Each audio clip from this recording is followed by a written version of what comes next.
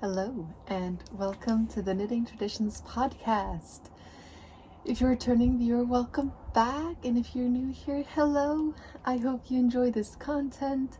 My name is Inga, and I'm a doctor living on the beautiful west coast of Norway, and I spend a lot of my free time knitting, and that's what we're going to talk about today. If you like this content, I always feel awkward saying that. Please feel free to subscribe and click the like button to reach more people. I am coming to you from my balcony today because it's sunny and I got home and I just wanted to be outside. Never mind the fact that it's -2. I'm wearing layers of knits and I'm quite comfortable. We can hopefully see okay with the sun back there. I can tell you what I'm wearing and drink some coffee just to stay nice and warm. Okay, so I am wearing a knitted hat that used a wool acrylic blend that I bought in Turkey from Gazzal. I thought it was wool 100%, but it wasn't, but it's quite comfortable. I used the pattern from Purl Soho, the watch cap hat, which is a free pattern. That one is intended for a thinner yarn, so I used a different stitch count. Don't remember how many stitches, but a number divisible by 4 so that I could use their decreases that's in the pattern. Then I am wearing the Aito shawl by Melody Hoffman, and this one is not knitted by me. This is a beautiful gift from my friend behind the Italian knitter podcast, Francesca. She made this but didn't wear it and asked me if I would like to give it a home, and I've worn it daily for the past month and a half or however long ago it is I received it. It's amazing. It's knit with plötulopi, which is an unspun yarn, the most rustic of the unspun yarns I've been around, but I don't find it scratchy. I just find it so warm and cozy. I'm also wearing my Kofte that I made last spring and summer. It doesn't have a name. It has like a pattern like 243/5, I think. Damejake 7. I've talked about it in previous episodes, and some of them I have links below where to get the pattern book in English, because it's from like a pamphlet book called Myk til dame. I used finull for this. It's all over colorwork and it's huge, so I use it as layering piece, if you will. I just got something spices in my throat. And underneath I'm also wearing a knit. I believe this is the Whitehorse sweater by, is it Boylan Knitworks, Caitlin Hunter? I might be wrong. I'll put it here if it's not that. And I'm also wearing some woolen sacks, which I think was a yarn from West Yorkshire Spinners, like a self-striping sock. And I wear these kind of slippers all year round. In the winter time, I wear the one with the woolly lining style. Works great with knitted socks though, which is partly why I love it so much. Okay, I have, since I last recorded a podcast, finished 2 sweaters. I really feel like 2023 is the year of sweaters. For me, every year is kind of a year of sweaters. I just posted a 2022 recap, and there was quite a bit of garments in 2022, so I called it my garment recap, and I also did that for 2021, so I'm assuming ahead of time that 2023 might also be a year of garments. Perhaps maybe I'll be gifting some more garments this year. I do have people in my life who are knit worthy. I have plenty of yarn to use, plenty of patterns stashed away to use, and I have plenty of sweaters for myself. I do, however, knit a lot for the process of it, and I enjoy the most knitting things that I want to wear as well. So there's a fine balance there, but I think I'll be able to motivate myself to also knit for some other people this year. I've already started one, which will be in the whip section of this episode. I hope this sounds okay. I never know outside how it is. What can we do? So the first sweater, had to get this out of a pile. The first sweater that I finished this time around is like a raglan sweater that I made up myself for skiing. It's a functional knit I want to wear cross-country skiing. It's a top-down raglan, and it's knit in tinde, which is a Norwegian pelt wool yarn. It's a DK weight. I had 4.5 or 5 skeins of this. I'll check my notes. Maybe I weighed it, maybe I didn't. Moment of truth. Okay, yeah, I probably had 4 skeins of it. I used 392 grams to make this sweater. It's the color naturgrå, and I used needle size 4 and 5 millimeters. So I knitted top down. It's just a rolled neckline. That's what the 3 millimeters were used for.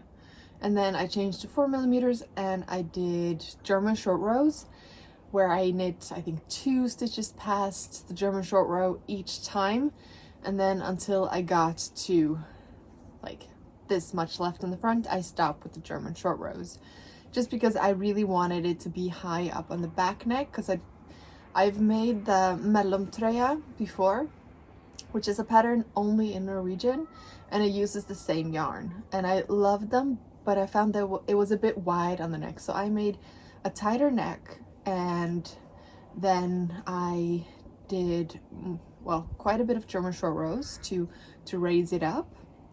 And then I did raglans, just right leaning and left leaning increases on each side of a stitch until it was quite wide and a bit longer than like a tight fitting raglan. So it has a bit of ease and movement there, because I do want it to be a bit oversized and for it to be able to felt, because with skiing and hardware it might felt a bit. That's what happened to the mellomtrøya that I made, so I made accommodations for that. And then I just knit the sleeves super long, and I just bound off without doing any ribbing, so I can wear it folded for now, and then if it does felt and shrink up, then it'll still be long enough. And I've made the sleeves quite wide with just a little bit of decreases going down, but there is some positive ease all the way, so there's room for it to shrink over time.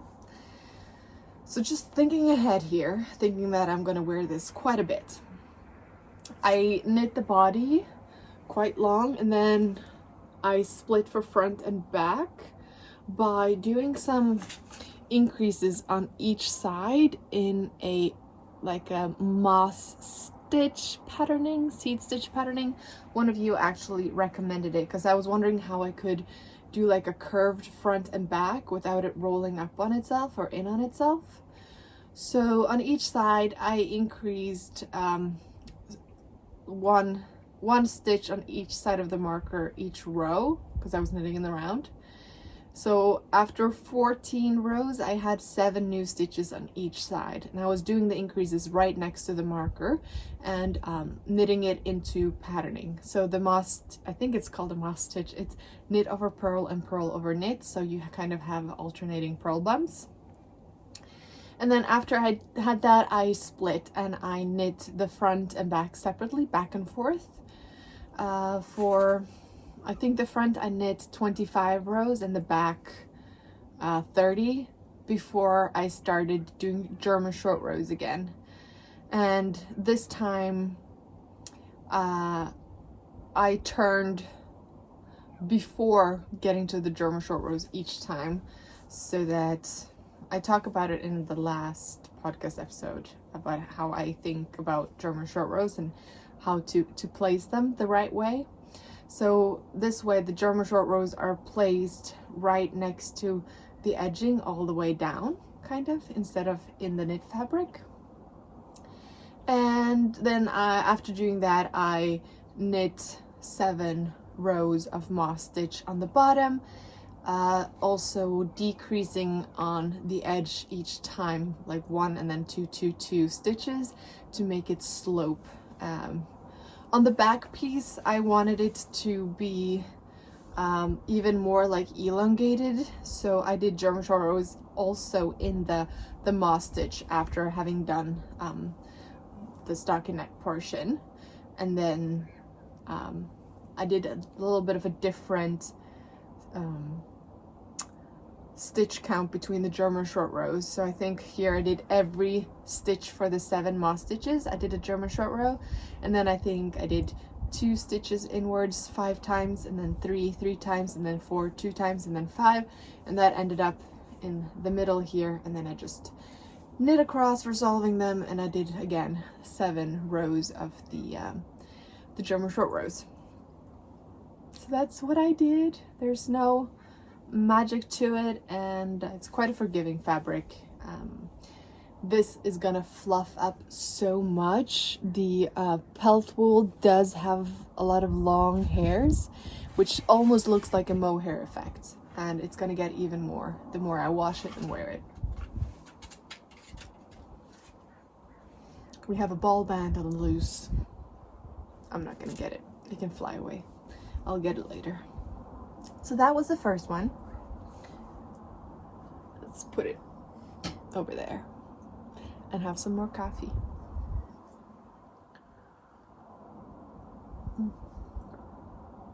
I know the lighting isn't optimal, or perfect, but I mean, come and look at the view. It's worth it for me every now and then. Okay. Next, I finished another self-drafted sweater. That's the year for that. I used the Eastender stitch pattern, which is found in many Norwegian patterns. It's a very classic sweater, traditional sweater patterning, which has boxes and then alternating little flea stitches. So I used that stitch pattern. I had bought some hand-dyed yarn from Snopegarn, which is dyed on the commercial Norwegian brand Hillesvåg Ask, which is a fingering weight Norwegian wool, spun in Norway on the west coast. And I had bought 3 of this rust color and 2 of this yellow speckled color. Now, I bought this because she did have a sample of the Eastender from Rauma, which is free pattern, but in Norwegian. That one is knit bottom up. And she said this is what I was going to need. However, when I got home and looked at the patterning, I was worried that I was going to run out of this color. So I decided to take the stitch pattern, the color work, and then just do a top-down raglan. So that's what I did.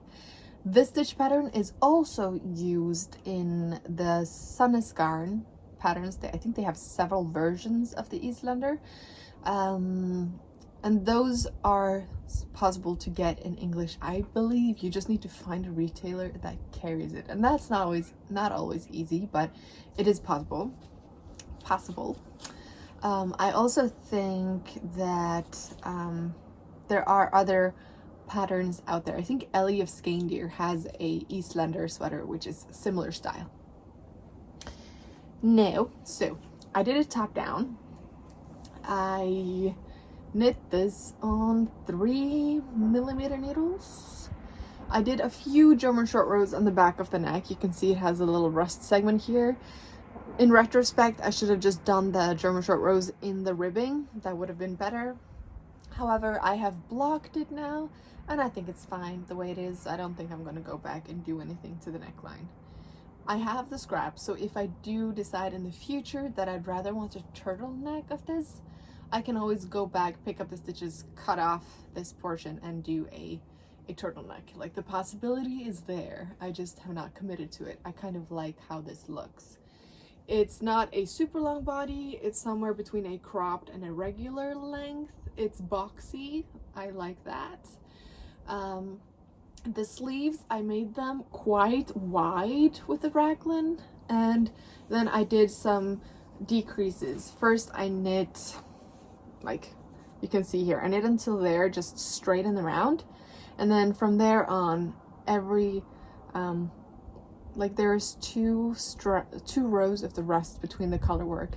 So on the second row of the rust, each time I knit two together on like the underside of the sleeve. So you can see here how it all kind of goes inwards towards the end. I think I ended up with 54 stitches for the cuff. So I did the same on the second sleeve, so it was quite easy to count how many color work boxes I had done before starting the decreases, and then the decreases was very easy to follow because it was always in the same part of the chart, if you will. The body I just knit straight, and I'm really happy with it. I think it's a very interesting way of doing like a classic color work with the yellow speckled yarn in there. Like, it adds a bit of interest, but it's not in your face. Like, I personally prefer solid colors, maybe a tonal. Not a huge like variegated speckled person, but in this it works. I wouldn't have picked it if I hadn't seen the sample in the store, but I'm really happy I did, because I'm very happy with the results. So yes, that is my Eastender. So those were my two finished objects for whatever time frame has been since the last podcast. And then I have some whips. So maybe we can start with the one that I've probably done the least amount of work on. And that, let's pick it up, is the Fields of Gold sweater by Isabella. Her last name escapes me.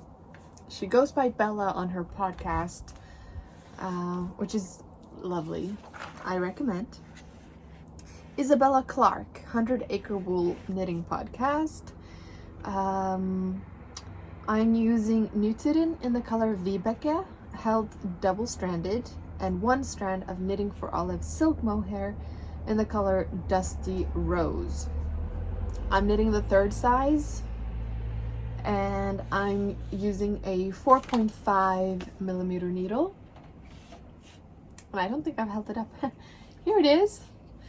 So, since last time, I have done the neckline, which was a really clever neckline, I think. I'm really looking forward to seeing how this fits on after blocking.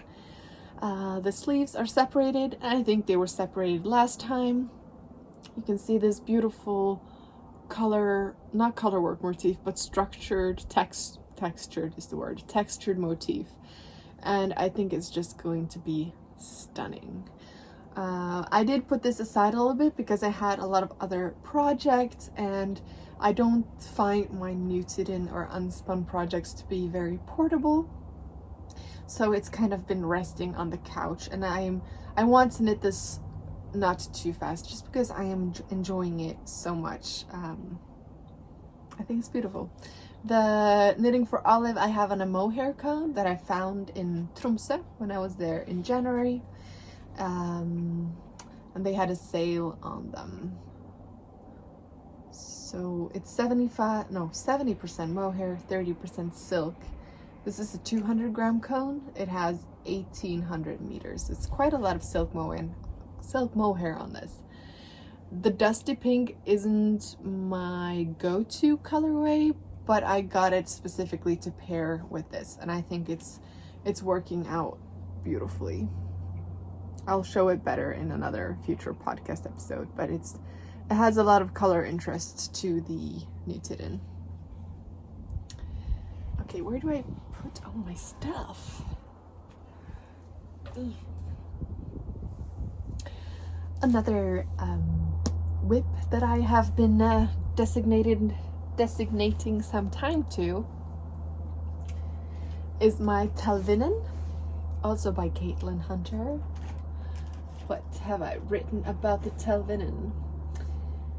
Yeah, it's Caitlin Hunter's pattern. I am using būches let petites lambswool, and the colors that I am using are the dark green gray, the soft orange brown, and the beige. And I am knitting the 5th size for this. I want quite a bit of positive ease, and I am carrying it in this beautiful bag from Unwind and Knit With Me. She gifted this to me, and she has a podcast, she has an online store, and I am loving these bags. And the Talvinen, the yarn that I'm using for it, was also gifted from biches to try, and my honest opinion, this yarn is amazing. I am loving knitting with it. I'm loving touching the fabric. It's just beautiful. It's great for color work. I think it would be great as just a plain solid fingering weight sweater. You could hold it double to make it DK weight. But it's just stunning yarn. It's 50 grams, 248 meters, and it's woolen spun. 100% lamb's wool, made in the UK from Scotland, a family-owned fiber mill. It's gorgeous. And this is it. So, since last time I recorded, I had just started the color work. And since then, I have finished the color work yoke. I have split for the sleeves. So they are on these rubber cords, which I love for putting sleeves on hold. And I am currently working on the body. So as you can see, it's quite big because I am knitting the 5th size with quite a lot more positive ease than is intended in the pattern. I believe the positive ease this will give me is at least 15 centimeters or more. I think it's around there. I think my gauge is okay. This is knit on 3.25 millimeter needles. I did go up to a 3.5 for the color work, and this is because that's what I had to do to get gauge with my stockinette. I had to go down a quarter of a needle size. I think it's so beautiful. It's blowing out because of the lighting, but come on, the view. It's gorgeous. And I'm really looking forward to seeing how this fits on. I feel like I want to do a bit more on the body to properly see how it's gonna fit.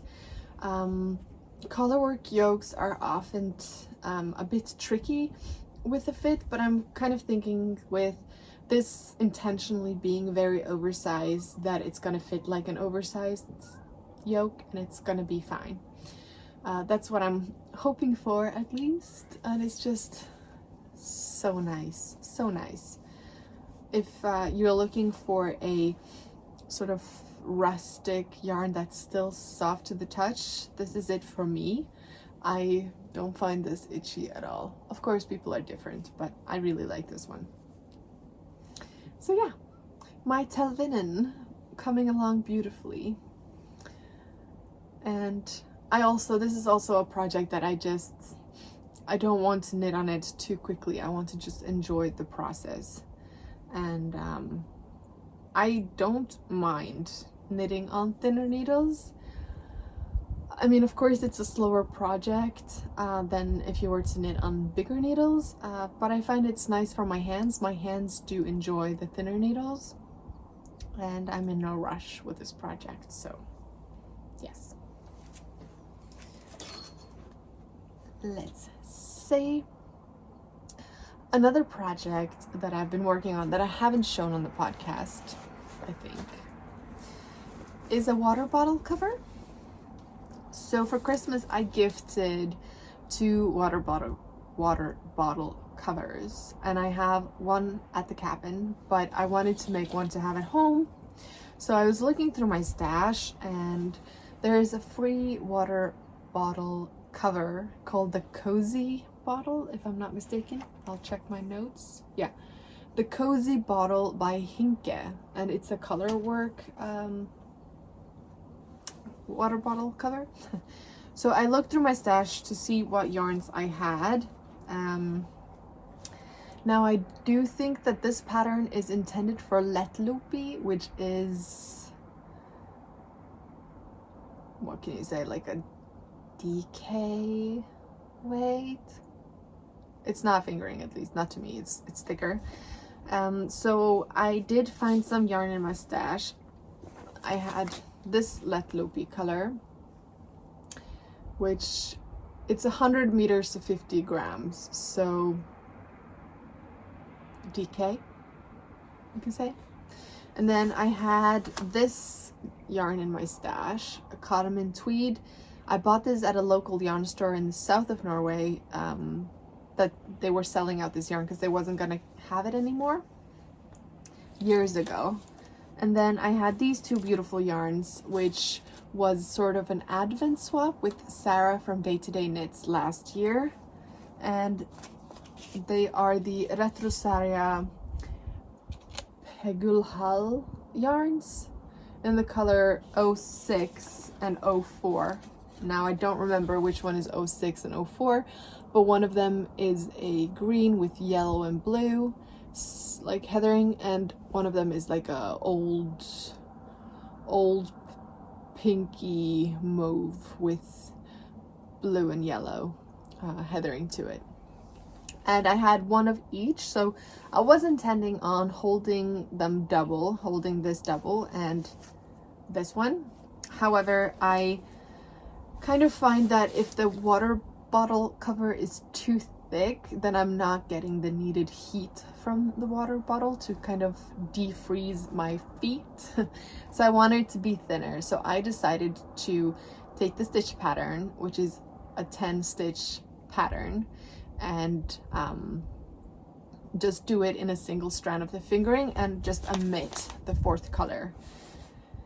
And I just cast on with the way that I learned to do the water bottle covers in the Cat Weaver's Druid's Hearth water bottle cover pattern, because she includes instructions at the end on how to kind of make your own water bottle fit whichever yarn that you're using. So I did cast on, and then I just increased on the sides until it looked wide enough for my water bottle, and made sure that the stitch count was divisible by 10. And then I just started the chart. Now in the Cozy Bottle pattern,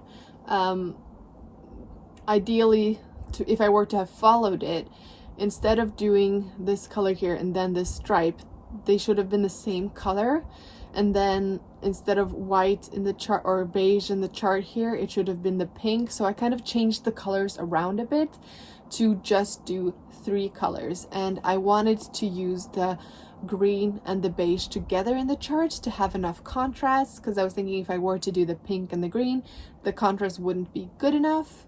And I have finished the chart. I tried it on the water bottle, and I am going to change to magic loop now and do decreases on each side the same way I did increases down here, and then knit a ribbed top for the water bottle neck. So yeah, I think it's really pretty.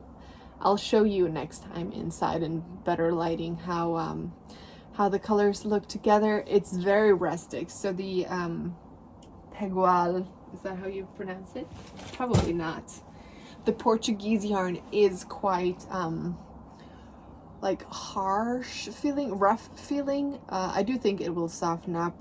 I don't mind it for my feet though. I think they're beautiful, and I might just make another one of these just with other colors around. Maybe do the pink one, the old pink. And I just think it's looking quite nice. And I think I'm using 3.5 millimeter needles for this. That's what it looks like to me, but again, it didn't matter. I just like the fabric and how it's looking. So that was one whip. I need coffee, it's getting cold. Not frozen yet. And then I've been working a bit on my sock tube. So I've already finished the first sock tube with the toe. So this is the second one, and I'm gonna make a cut and put in a heel later when I know if I'm gonna keep the socks for myself or if I will be gifting them. So then you can place the heel wherever you want to fit whichever feet length you want. Oops. I am using some silk mohair, I think. It's a fluffy lace yarn, at least.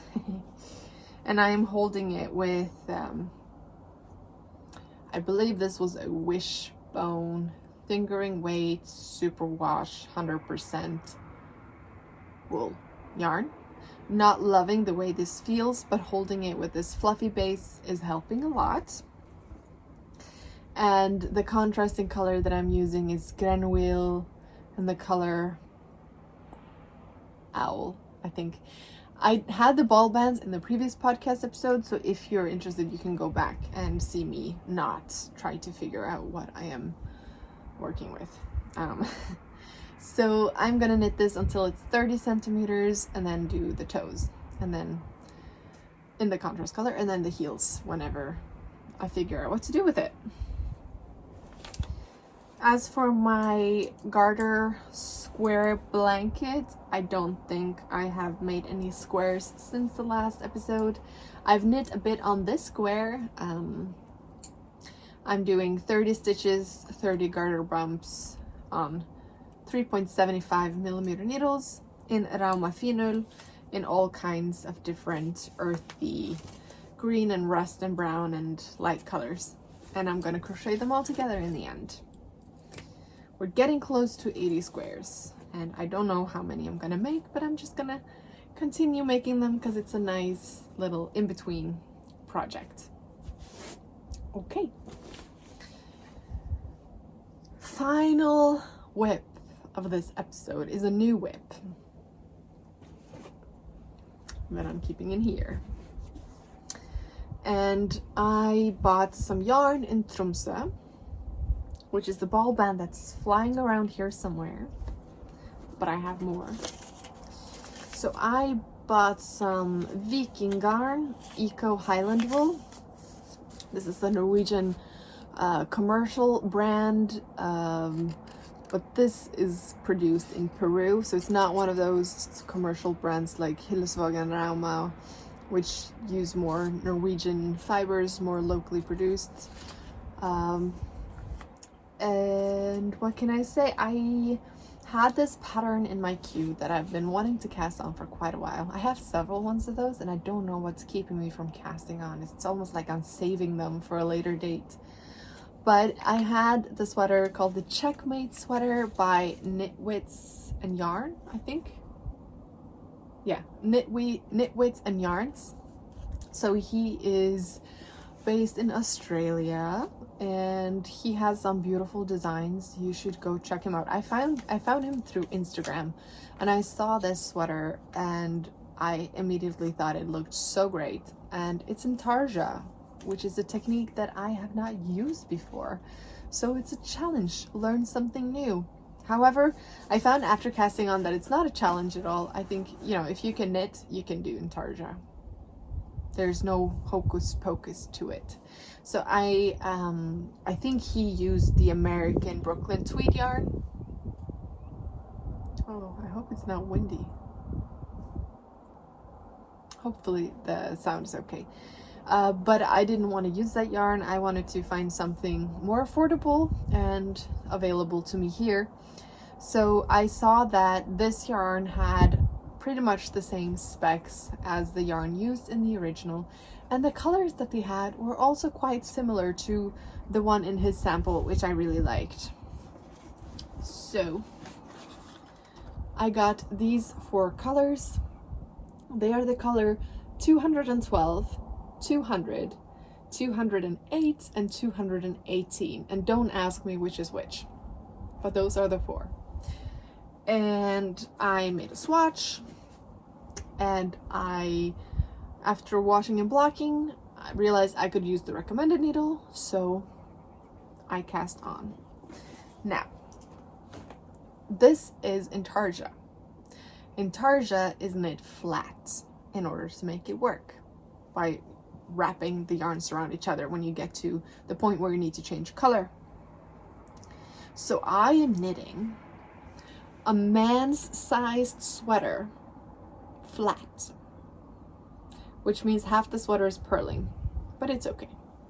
I'm really enjoying how this is looking, so much so that I don't mind. The only thing that is hurting my hands a little bit with the 5mm needles. So again, it's more comfortable for my hands with the smaller sizes, but it's fine. I'm in no rush, so I'm just enjoying the process of this.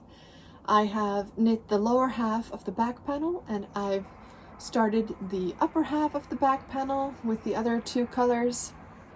And in the back you can see how there is really just one point of intarsia, and it's right down the middle. So there isn't that much faff going on.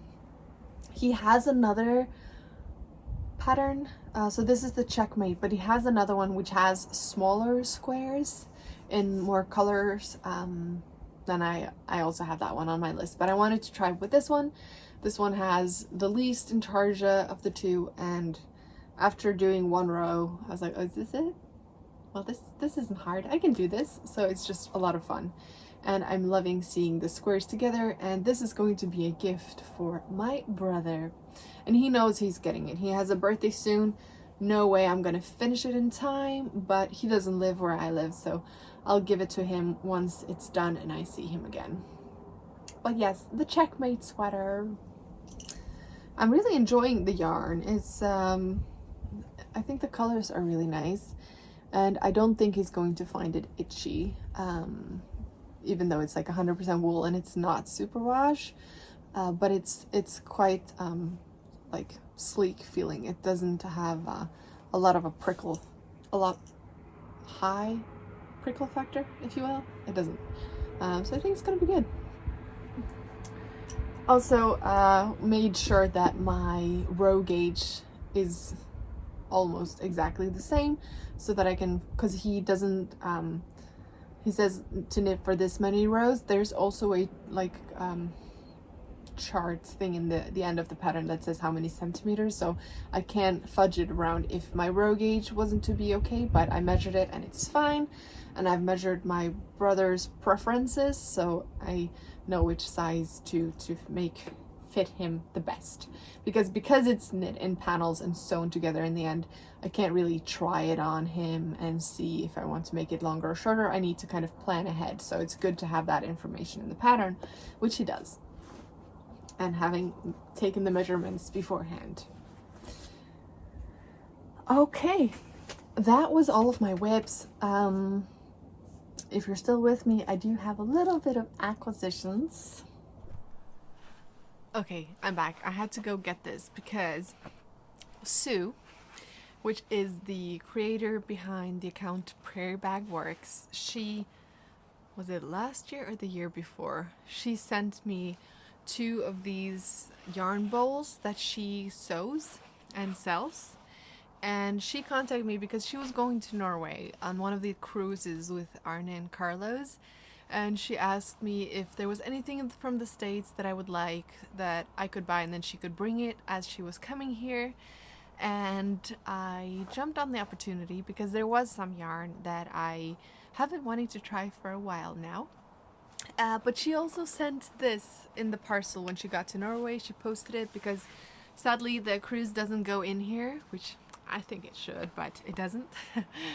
But she sent the parcel once she got to Norway, and she sent me one of these beautiful yarn bowls that I just adore. I have two from before, as I said, and I have them in my house sort of out and about because I do think they are very aesthetically pleasing, and I keep my little sock project and yarns in them as decorations and functional. The yarn that I wanted to try was the Cascade 220, the non-superwash version. I've had a sweater in my queue for quite a while. It's the Winter Olympic sweater from 1994. So there is a Norwegian sort of knitwear producer who's been making Winter Olympic knitted sweater patterns for many years. And the one from 1994, which is the year I was born in, is something that I've been wanting to knit for many years now.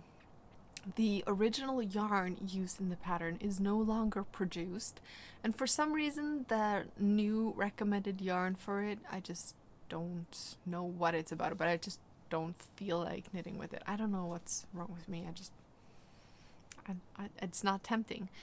But I saw that the Cascade 220 had the exact same specs as the original yarns, and they have a beautiful wide color range. So I went online and I found the colors and the amount, and she brought it, and I paid her for it.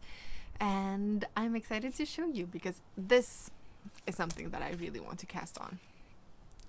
So I'll put a photo of the pattern up here so you can see, and then I'm going to show you the colors that I'm intending to use for it. So the pattern is mostly knit with a white and like a charcoal color, but then there are 3 contrast colors for a bit of color work on it, and they are quite bright in the pattern. I think if I were to make sort of my own version, I wouldn't pick these bright of colors, but I do really want to have a sweater like the original, so I picked the colors that I thought was the most similar to the original colors used in the pattern. So I got a sweater's quantity of this. I looked at how much I would need, and that's what I ordered. And then there was just so many beautiful colors, so I just couldn't help myself. I got one skein in this color, and I kind of regret not getting a sweater's quantity of this because it's beautiful. This is the, does it say? Color 2453. It's a heathered color. Does it not have more information on it? Well, anyways, it's 100% Peruvian Highland wool, and it's 200 meters per 100 grams, which is the same specs as the original. And the charcoal color is the color 4002. The white that I got is the 8505. This very bright red one is the 8414. This very yellow is 7827, and the green is 2429. So I got that. And then there is this dress pattern. It's a free cabled dress that's also been on my knit list for quite a while, and I bought the yarn to use for that pattern, and I had a really hard time deciding. I was in between orange, which is what the sample dress is knit in, a light gray, and a beige.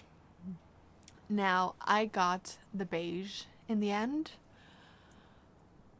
I'm sort of second guessing if I've made the wrong decision after going through my closet. I have a lot of knits in this shade of beige. I also have gray stuff, but There was a lot from the last year knit in this color, but I think the reason I opted for the beige and not the light gray in the end is because of my wool like stockings that I wear with dresses are light gray or dark gray. So I don't know. I think this is going to be beautiful and a really nice cable dress. And I've got to say, this is a really soft, to me, this is a very soft 100% wool. I don't find this itchy at all. I'm excited. So I have two quantities. So a sweater quantity for a colorwork sweater, which has been on my list forever, and a quantity for a cable dress, which has also been on my knit list for quite a long time. And then I have one off skein in the oh, it's unwinding itself, in this color, which I don't know what I'm gonna do with. It's really nice and soft though. This could make a really nice hat or some sort of accessory, or I don't know. I just really wanted to see this in real life. So maybe in the future I'll order some more if I find a distributor that ships to here. And like this would be a really nice cable dress as well. Decisions. Yeah. No. But that's it. That's all I have to show for today. I am going to go inside and get warmer. I'm fine. It's just my fingertips that are a bit cold after holding everything up for you guys.